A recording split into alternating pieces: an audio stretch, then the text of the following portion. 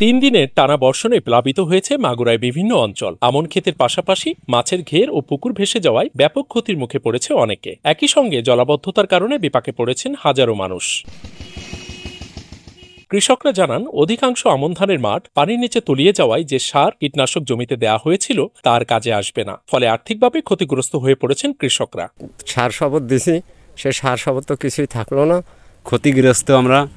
ধান পান তোলায় গেছে, অপরিমাণ বৃষ্টি, যে পরিমাণ সার ওষুধ যা দিছি তাতে আমার নাই, শেষ। আর্থিকভাবে বিশাল আমরা একটা ক্ষতিগ্রস্ত হয়ে গেছি। এখন কি করি তাই তো নিজেরাই বুঝে কুলোতে পারতেছি না। মাছের ঘের ভেসে যাওয়ায় ক্ষতি নিয়ে শঙ্কায় মৎস্যচাষীরা। সামনের দিনগুলোতে ক্ষতি পুষিয়ে নিতে সহযোগিতা চায় তারা। এলাকায় পুকুর টুকুর ঘেরটে সব তলায় চলে গেছে, গ্রামঘাটের পুকুর বহুত তলাইছে, অনেকগুলো ঘের তলাইছে, আমরা অনেক ক্ষতিগ্রস্ত হয়েছি। অনেক জায়গায় ধানের জমি তলিয়ে গেছে। ক্ষতি কাটিয়ে উঠতে কৃষকদের প্রয়োজনীয় পরামর্শ দেওয়া হচ্ছে বলে জানিয়েছেন স্থানীয় কৃষি বিভাগ। পানি নিষ্কাশনের জন্য কিভাবে কি করা যায় আমরা কৃষকদের সাথে কথা বলছি এবং প্রয়োজনীয় পরামর্শ দিচ্ছি।